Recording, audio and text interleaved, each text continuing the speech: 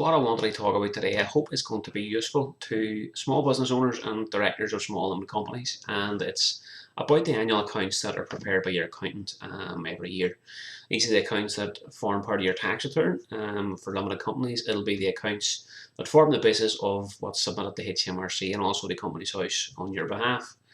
And it's really to, I suppose, highlight some of the content of the accounts for you to try and help you understand what they mean, and also then to generate some of the thinking behind questions you could be asking your accountant so that you're fully aware of what the figures mean and whether they're right or wrong. Now, what's generated this for me is that in a number of cases recently where we've taken over accounts from a previous firm, the starting point when you're doing any set of accounts is the previous year's figures.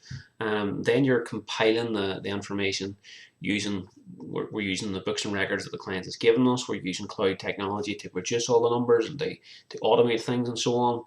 But at the end of the day, the starting point that you have is last year's accounts.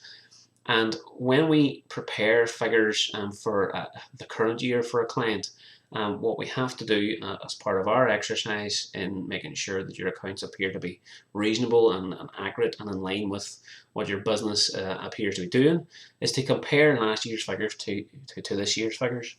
And that means we have to ask certain questions about last year's figures. And what we found in a number of instances is that the business owners weren't fully aware of some of the figures that were in last year's accounts. They didn't think it was right. They couldn't understand where the figure came from. They didn't even know what it meant. And it involves a bit more digging on behalf of the small business owner to try and find out, well, what does that figure mean and so on.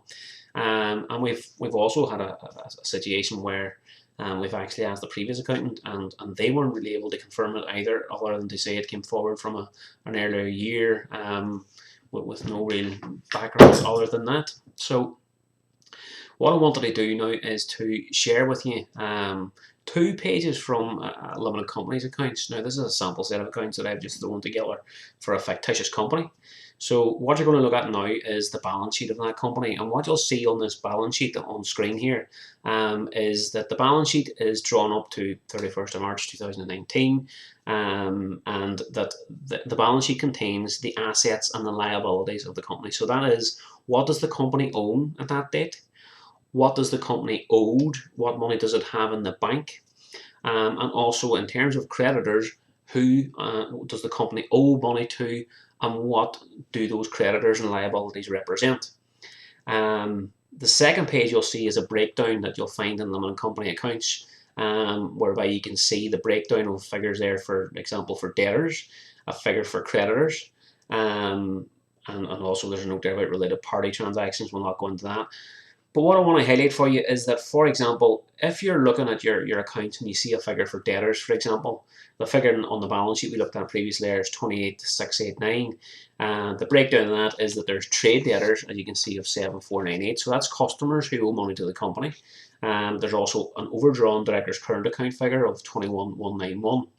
So if you're a director for a company and you're presented with those figures, what the questions that I'd be asking is, well, those trade debtors figures, where's that coming from?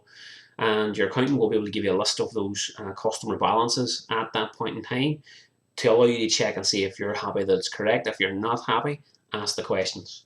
So if you think, if let's say that's one customer, for example, and you're looking at it and saying, well, that customer's actually paid, your accountant will be able to clarify that and say, yes, but they didn't pay you until April 2019, for example, so that they owed the company the money at the 31st of March, in which case you'll be satisfied, yep, totally understand that figure. And if you look at the note there on creditors, you'll see there is figures there for trade creditors. So that's money owed to suppliers at the 31st of March. So you could ask your accountant, can you give me a list of what, how you've got that figure? The accountant will be giving you a list off your accounting system, or it'll just reproduce a list that maybe you've given to the accountant, or he'll give you a list of the supplier statements that he's used to compile those.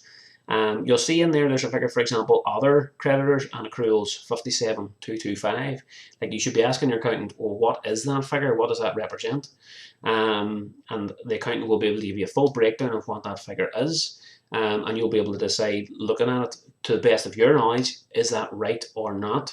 And if you're not sure about it, your accountant can either clarify it for you or agree to do an adjustment for you.